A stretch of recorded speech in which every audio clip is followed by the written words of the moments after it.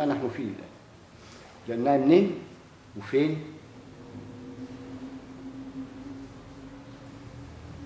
وبناء على يودي على فين. نعمل علشان نكون لهم هنا مقياس يشهد لنا أمام الله سبحانه وتعالى. إن لم نكن نراه هنا فهو يرانا هنا وهناك، وهناك هيبقى بعضنا لبعض ظهيرة، واللي له حق هياخده. واللي يفكر إنه فهم حاجة واشتغل في الاستخبص وبقانون المتشابهات، يعني بصلح لك السكة عشان تشتغل، وبقانون المتشابهات يبقى سارق، لأن يوجد لكل شيء قانون. هناك فرق بين أنك تعلم وتاخد مقياس معلم. هناك فرق بين أنك تعلم وتعلم بهذا المنطق أو أنت عارف إيه الحكاية.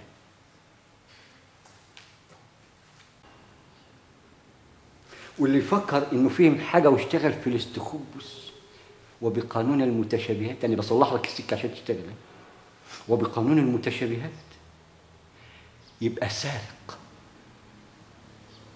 لأن يوجد لكل شيء قانون. هناك فرق بين أنك تعلم وتاخد مقياس معلم. هناك فرق بين أنك تعلم وتعلم بهذا المنطق أو أنت عارف إيه الحكاية.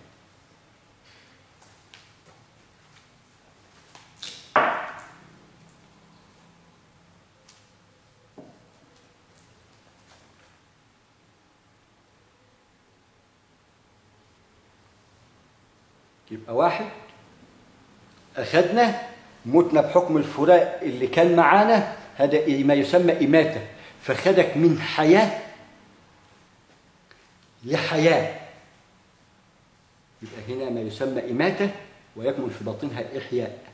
إماتة من خلال الفراق، أخذوا من هذا الكون اللي يشكل له علقة وجسده في خلق من بعد خلق. فهنا الخلق من بعد خلق يدينا التدبر في القبل اللي أنا بشرح فيه. سترى البعد وما أدرك باللؤلؤ المكنون اللي يا هينور يا ينور.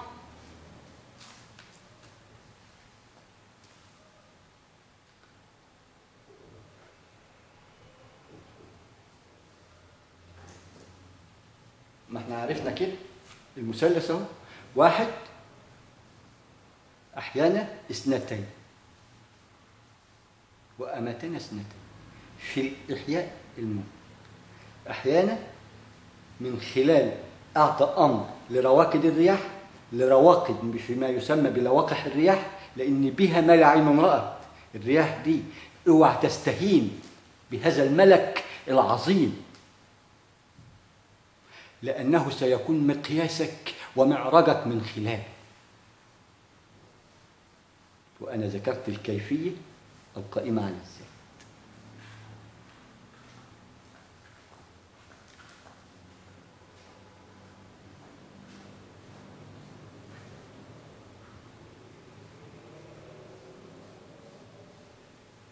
خلقنا خلق من بعد ما كنا أراميط، أي أرموط، قام جايبني إنسان بحلي قيم، حاجة عظيمة.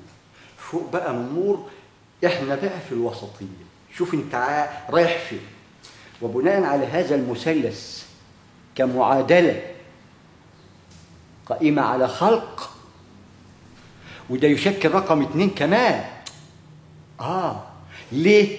لأنه بعد أن نفخ في الصور، ما هو أصل كمان برضه النفخة مش واحدة، برضه 2، حتى تعي الأزواج إن في نواة ومتشابهات، والمتشابهات تشكل عنصر إلى أن تعي الشعب، لأن بداية اللانهاية في هذا الرقم، بداية اللانهاية في هذه الميكانة، بداية اللانهاية في هذا الحرف.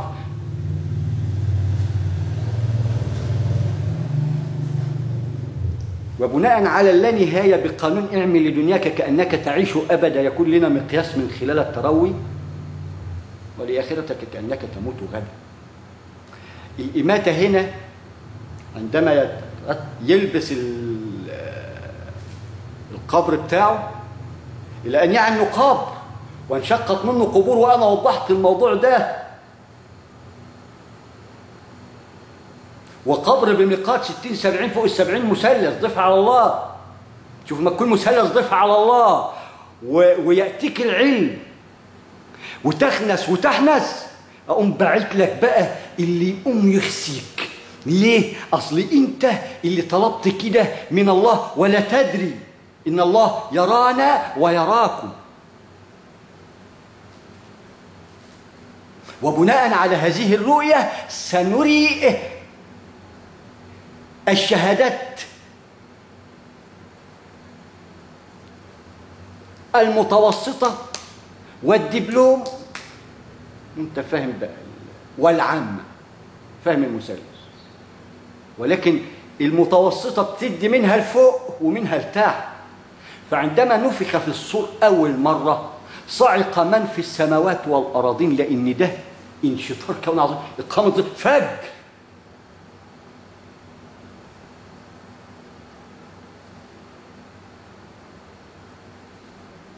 وبعد ذلك نفخ في من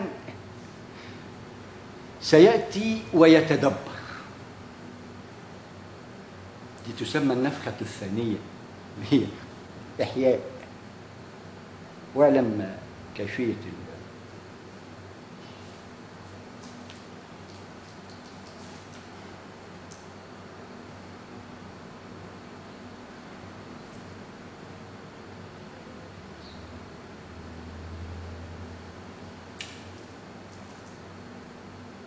عندما صعق من في السماوات ومن في الأرض، أي في السماوات وفي الأراضين، ده إقامة ظل، شطار كوني عظيم، حاجة فجر. فجر تعني انفجار، انفجار كوني عظيم، مش انفجار ذري ولا نووي ولا ده لواقع رياح في لواقع رياح. بس تكون هذه اللواقح مقياس بداية اللانهاية اللي هتنتهي بالذرة الربانية اللي يومها ب1000 عام مما نعد، ونواتهما الأمة ال7 أيام اللي تحمل الأربع، هي رقم 1 2 القمر 3 الشمس 4 النجم جميع نجوم.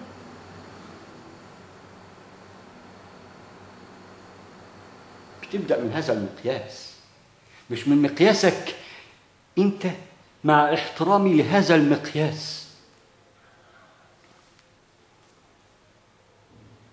بس أنتم هيئ لكم أنكم أعلم وأنت تعلم أقوى، بقانون أنتم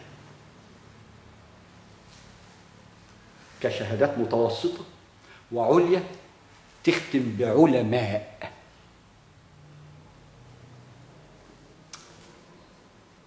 الذرة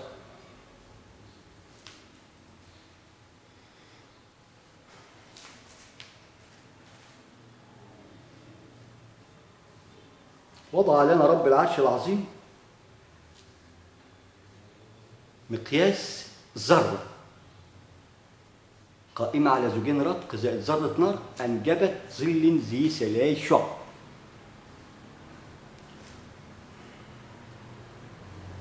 يبقى هذه الذرة هنوضعها كمعادلة نسبية كده، أنجبت لنا قسطاس مبين ومعلوم الذرة الرقمية، هنوضعها كده ونسيبها شوية على ما نجمع لها. أنجبت هذه الذرة لأن الظل في ذاته يشكل لواقح رياح في لواقح رياح ومجسم، أحياء كونية يا أخي، ما أنا وضحتها، ولكن خلينا في المعادلة الذرية الكونية. يبقى هنا وجدنا الذرة الرقمية ادتنا صفر، من الصفر أقام هذا الظل، وهذا الصفر قائم على زوجين رتق زائد ذرة نار. يبقى حطينا الذرة الرقمية كده. عندما نتدبرها بنرى فيها 4: أرض، قمر، شمس، نجم، جمع. ال4 دي هنحطها كده، يبقى أدا 0 وأدا 4 تدينا 40.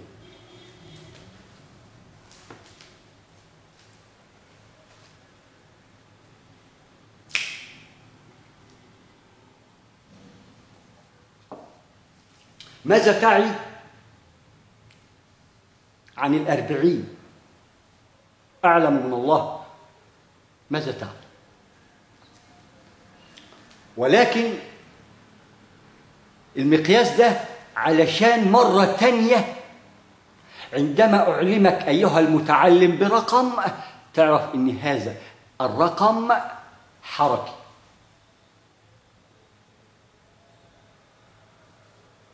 وتعرف كيفية تشغيله من خلال المعادلة النسبية اللي أنت خدتها، لأن إذا عرفت المعادلة خلاص. فإذا كانت المعادلة في إيدك ولا تاع عنها شيء يبقى ما يلزمناش ولا تنفع تشتغل معانا نهائي، لأن ما ينفعش. وبناء على ما ينفعش لا يصح إلا الصحيح. وعيت الصحيح وتعي إلى أين أنت ذاهب، إحنا جاهزين وعلى دماغنا من فوق. غير ذلك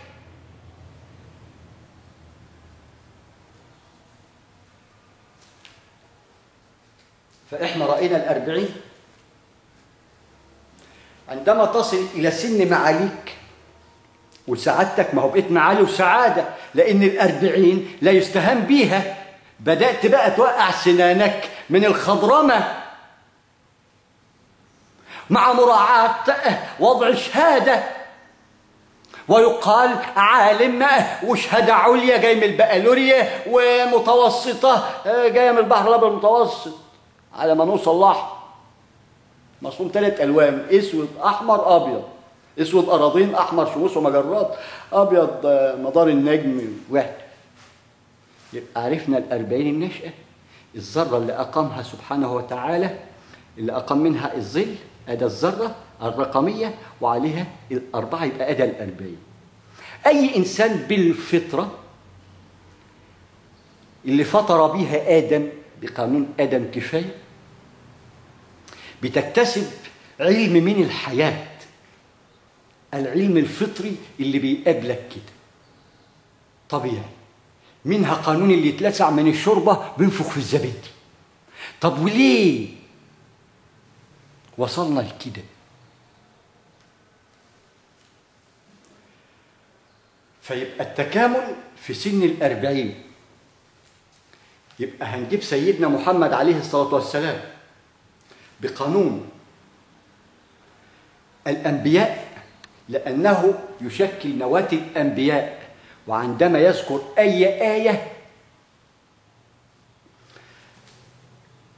يعلموها الأنبياء ولكن ما جالهمش نوع الأمر بالإلقاء. ليه؟ لأن لكل إنسان أي لكل نبي رسالة. فهنا من يعلم ومن لا يعلم، وهناك من يعلم ومن لا يعلم. فكل نبي برسالة، ولكن هذه الرسالات في النهاية تصب في إيد سيدنا محمد عليه الصلاة والسلام، لأنه هيشيل أمانة يوصلها لك.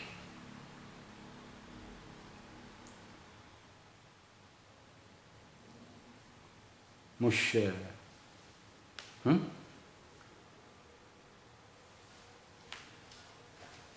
وإذا فكرت اوعى، ده أنا أجي لك في منامك حتى لو أنا مت ب1000 سنة بالموت اللي إحنا بنسميه إلى أن نعي أننا أموات.